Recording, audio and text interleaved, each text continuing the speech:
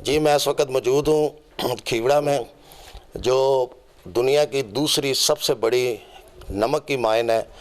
पहली नंबर पे जो माइन है जो दुनिया की सबसे बड़ी, वो पोलैंड में है, और दूसरे नंबर की पाकिस्तान में ये नमक की कान जो है माइन है, ये जिसका विज़िट हम आपको आज हमने करवाया, आपको दिखा रहे हैं।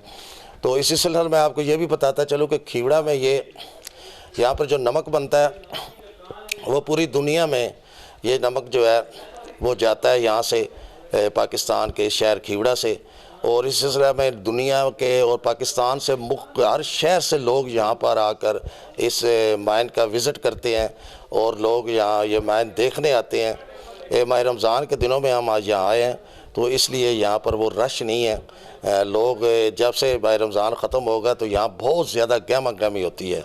जी, इसके साथ ही कैमरामैन बाबर शहजाद के साथ नसीम अकबल ख़ान आपसे इजाज़त चाहता है। हमेशा खुश रहें, दूसरों को भी खुश रखें और हमें भी दुआ में याद रखें। अल्लाह हाफ़िज़।